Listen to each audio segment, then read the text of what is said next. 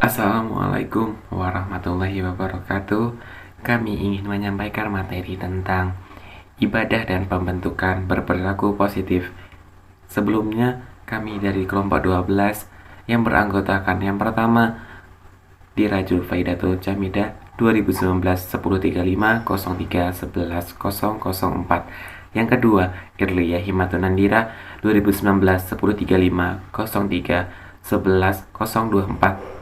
Dan saya sendiri, Robi Wijayanto 2019 1035 03 11 045. Ibadah adalah mengesahkan Allah Subhanahu wa taala dan mengagungkannya dengan segala kepatuhan dan kerendahan diri kepada Allah Subhanahu wa taala. Selanjutnya adalah macam-macam ibadah. Yang pertama adalah ibadah madho, yang artinya penghambaan yang murni, hanya merupakan hubungan antara hamba dengan Allah secara langsung.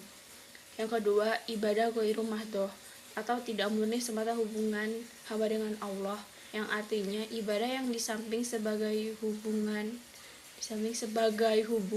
hamba dengan Allah juga merupakan hubungan atau interaksi antara hamba dengan makhluk lainnya.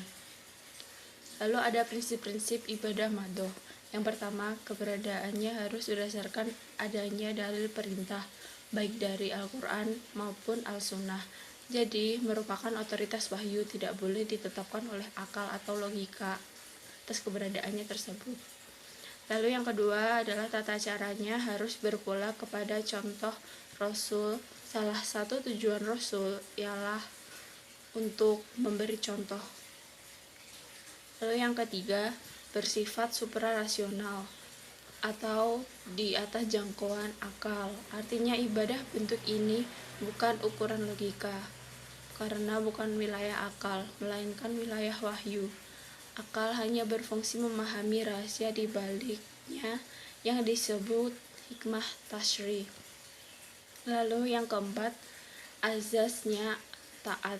Yang dituntut dari hamba dalam melaksanakan ibadah ini adalah kepatuhan atau ketaatannya.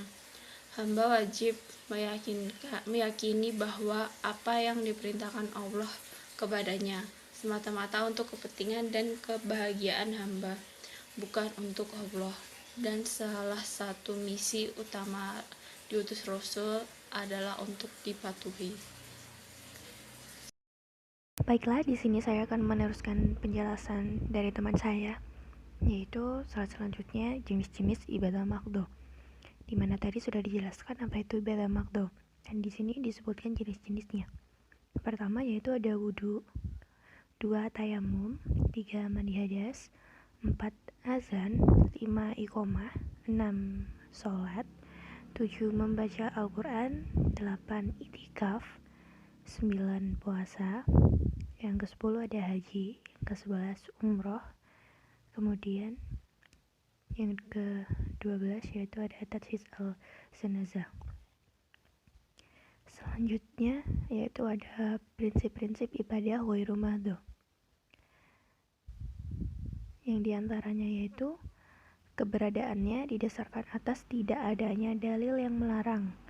Selama Allah dan Rasulnya tidak melarang, maka ibadah bentuk ini boleh diselenggarakan.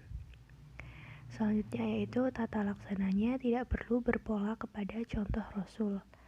Karenanya dalam ibadah bentuk ini tidak dikenal istilah bid'ah, atau jika ada yang menyebutnya segala hal yang tidak dikerjakan Rasul bid'ah, maka bid'ahnya disebut bid'ah hasanah.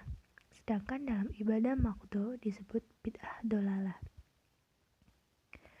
Prinsip-prinsip ibadah ghairu madho selanjutnya yaitu ada bersifat rasional, yaitu ibadah bentuk ini baik buruknya atau untung ruginya, manfaat atau mudaratnya dapat ditentukan oleh akal atau logika.